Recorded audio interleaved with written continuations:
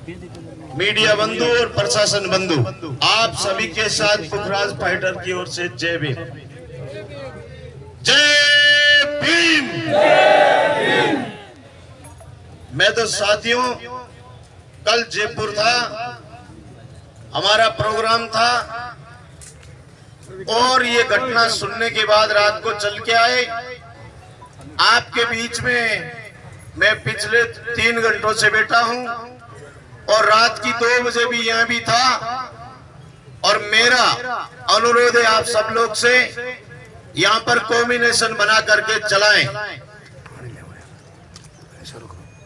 आज राजस्थान प्रदेश में पिछले 5 साल से जितना दलितों पर अत्याचार हुआ है वो 70 साल के रिकॉर्ड में कभी नहीं हुआ। आज राजस्थान प्रदेश अपराध की दुनिया में नंबर 1 पर माना जाता है और ऐसे ऐसे अपराध जिससे आपकी रूह कांप जाती है।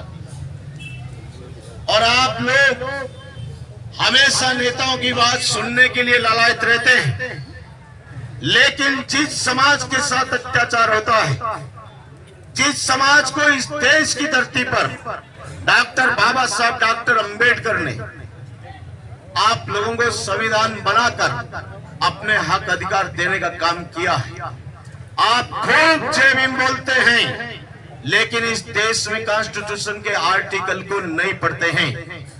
इसलिए देश की 70-80 साल की आजादी के बाद ये आप लोगों के साथ होता है। और जब भी इस तरह का अपराध होता है, जब भी अत्याचार होता है, जब भी एट्रोसिटी जैसा मामला होता है, तो आप लोगों की पंचायती लोग करते हैं और उस पंचायती में लास्ट में जाकर के कंप्रोमाइज होता है। इसलिए मेरा आप लोगों से अनुरोध है, अगर एक मरा, दूसरा मरा, तीसरा मरा, एक बलात्कार हुआ, दूसरा बलात्कार हुआ, तीसरा बलात्कार हुआ, अगर तुम्हारे खून में ऐसी कोई जान है और स्वाभिमान और इज्जत मान सम्मान की सांसें चलती है, तो आप लोग कसम खाओ कि हमारा अपमान होने के बाद, हमारी बहन बेटियों की इज्जत लुटने के बाद और हमारे युवाओं का कत्लेआम होने के बाद हम इस देश के अंदर कैसे रह सकते हैं। अरे कॉन्स्टिट्यूशन में तो ये भी लिखा हुआ है, अगर तुम्हारी जान माल पे खतरा होता है तुम हम हथियार उठा सकते हैं। किस चीज से डरते हैं आप? मरेंगे, दुश्मन तुम्हें मारेंगे और आप लोग यूं ही बैठे बैठे मरते रहेंगे और आपकी मौत पर धरना चलता रहेगा। देश के सारे स्टेटों में 600 जिलों में इस देश का ऑल इंडिया का शेड्यूल कास्ट धरने पे बैठा है। कोई न कोई मांग को लेकर आए दिन धरना प्रदर्शन, आए दिन आप लोग चिल्लाते रहते हैं, मुआवजा मांगते रहते हैं, मांग करते रहते हैं। किससे मांग कर रहे हैं? जो लोग तुम्हें अच्छी जीवन में देखना नहीं चाहते उनसे आप लोग मांग कर रहे हैं। जो लोग आप पे अत्याचार करने पर तुले हुए हैं उन लोगों से आप मांग करना चाहते हैं। क्या अशोक गहलोत के आंखों पर इस तरह का चश्मा लगा हुआ जिसको ये अत्याचार नहीं दिखता है?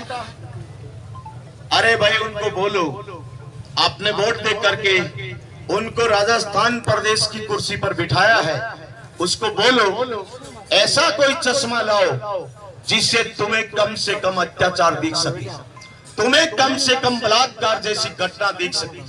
थाना गांधी में घटना हुआ बलात्कार, उस बाप के सामने, उस बेटे के सामने, गैंग रेप हुआ बेटे के सामने अपनी मां के साथ।